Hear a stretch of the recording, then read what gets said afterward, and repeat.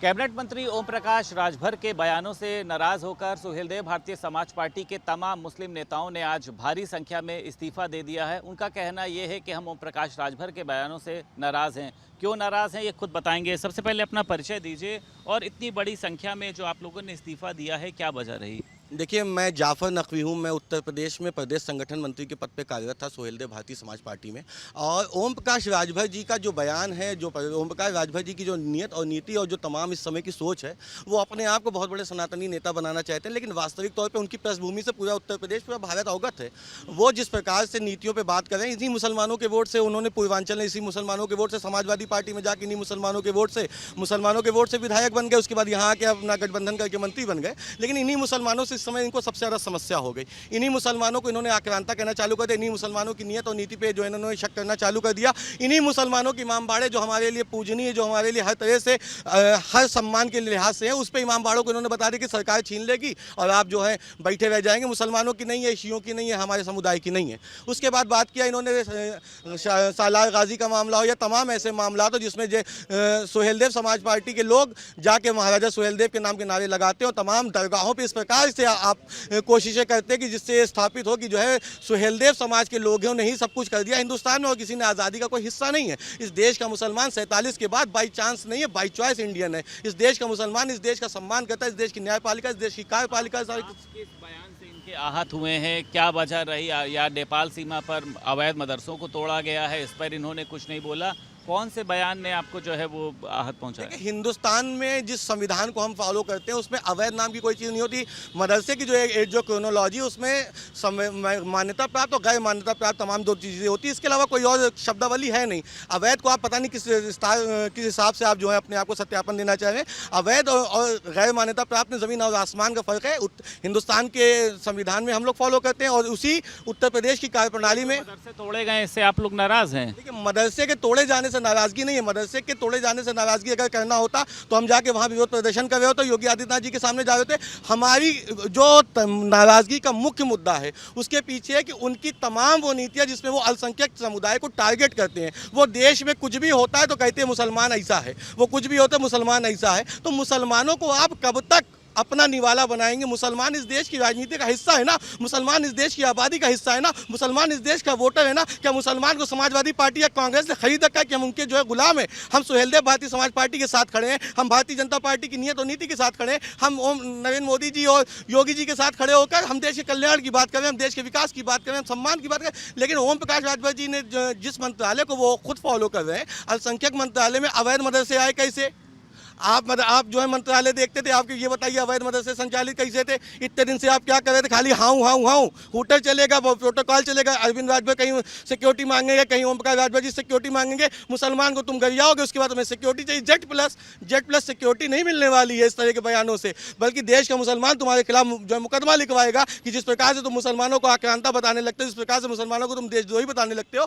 मुसलमान बहुतायत में हमने जोड़ रखा था भाई, हमारे हजारों लोग जो है उस भाजपा से जुड़े हुए। उन मुसलमानों को मैं क्या जवाब दूं? संगठन मंत्री होने के बाद संगठन मंत्री का एक बड़ा मेरे पास दायित्व है। एनडीए के मैं तीसरे नंबर की पोस्ट पे, अगर अपना पद देखूं तो एनडीए की टॉप 3 पोस्ट पे मैं बैठा हुआ हूं। मैं अपने लोगों को क्या जवाब दूं कि मुसलमानों के लिए क्या किया जा रहा है? भी हमारे साथ मौजूद है। मेरी भी बात हुई थी ओम प्रकाश राजभर से। उन्होंने ये कहा था कि ये जो अवैध मदरसे, जिस तरीके से बता रहे थे अवैध की क्या संज्ञा होती है, वो कह रहे थे वहाँ पर नकली नोट छापे जाते हैं, वहाँ पर जो है आतंकियों को ट्रेनिंग दी जाती है। आप इसको किस तरीके से देखते हैं और आपको लगता है यही सब बयान मुख्य वजह रहे इस्तीफा देने की? देखिए, बयान तो इस तरीके के सभी उनके जो लगातार बयान आए हैं राजभर जी के, वो सब मुस्लिम विरोधी थे। लेकिन जो आपने बात रखी है एक अवैध मदरसा, तो अवैध के बारे में आपको जाफ़र साहब ने क्लियर कर दिया कि अवैध कुछ नहीं होता है। ये मीडिया द्वारा या आप कहिए प्रशासन के द्वारा एक गढ़ा हुआ शब्द है। अगर वो अवैध थे तो अब तक क्यों संचालित थे? आप 1974 से श्रावस्ती में एक मदरसा जो अभी कल गिराया गया है, 1974 से आप क्या कर रहे थे?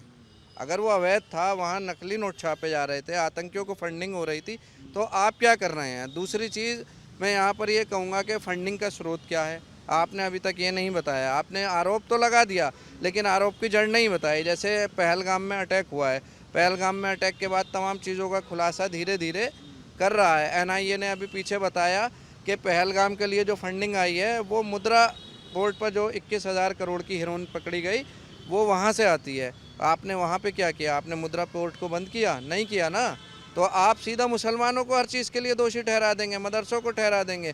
ऐसे तो हम भी कह सकते हैं। लगता है आपको ओम प्रकाश राजभर को क्या आप ऐसे बयान देने चाहिए थे जिससे आप लोगों को गुस्सा ना होता है, आप लोग इस तरीके का काम ना करते? जी, उन्होंने हमें यही आश्वस्त किया था जब हम पार्टी से जुड़े थे कि हम आपके साथ हैं, कंधे से कंधा मिलाकर। लेकिन उन्होंने किया क्या, इसके उल्टा अभी वक्फ बिल पास भी नहीं हुआ था और उन्होंने बयान देने शुरू कर दिए थे कि हम तमाम इमामबाड़े जो लखनऊ के हैं, बड़ा इमामबाड़ा, छोटा इमामबाड़ा, इसको सरकार के तहत लेंगे। भैया वो तो हुसैनाबाद ट्रस्ट के तहत है, एक ज़माने से सरकार ही उसको चला रही है। कलेक्टर को आपने अधिकार दिए हैं वक्फ बिल में, तो वो तो पहले से ही कलेक्टर के अधीन है।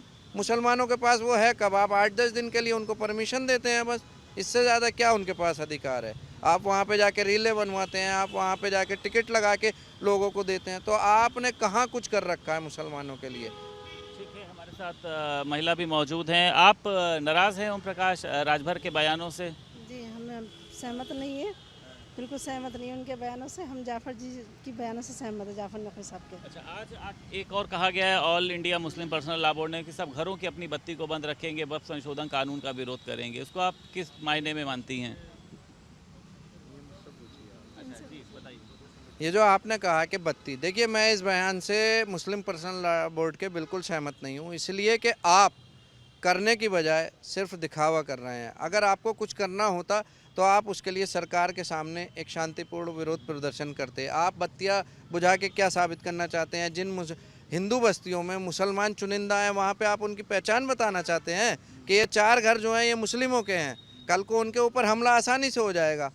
आप क्या करेंगे? कुछ नहीं ना। आप क्या कर रहे हैं? किसी के घर पर ढा दिया जाता है, किसी को लीचिंग करके मार दिया जाता है। मुस्लिम पर्सनल लॉ बोर्ड क्या कर रहा है? मदनी फैमिली क्या कर रही है? कुछ नहीं करते हैं ये लोग। सिर्फ और सिर्फ इनका काम वही है कि सरकारी नीतियों का विरोध भी करना है। इस्तीफा देने के बाद आप लोगों का क्या अगला कदम होगा? आप लोग क्या ओम प्रकाश राजभर से चर्चा करेंगे या क्या होगा अगला? देखिए, हमारा विरोध सिर्फ और सिर्फ उन तमाम नीतियों से है जो मुस्लिम विरोधी हैं, जो मुस्लिमों के हितैषी नहीं हैं। हमारा विरोध ना मोदी जी से है, ना योगी जी से है और ना ही एनडीए से है। अब भी हम एनडीए की ही एक सहयोगी पार्टी राष्ट्रीय क्रांतिकारी समाजवादी पार्टी, जी उनके पास है। और हमने इसीलिए ये मांग रखी है योगी जी से भी और मोदी जी से भी कि इनको इस विभाग से हटाया जाए, क्योंकि इनकी तमाम नीतियाँ जो हैं वो सिर्फ और सिर्फ अपने समुदाय के लिए हैं। ठीक है, बहुत शुक्रिया बात करने के लिए। हमारे साथ वो तमाम लोग मौजूद हैं जिन्होंने आज सुहेलदेव भारतीय समाज पार्टी से नाराज़ होकर, ओम प्रकाश राजभर के बयानों से नाराज़ होकर इस्तीफा दिया और उनका कहना ये है कि ओम प्रकाश राजभर को अपने इस विभाग से इस्तीफा दे देना चाहिए। लखनऊ से वीडियो जर्नलिस्ट रोहित के साथ संदीप खेर, भारत समाचार।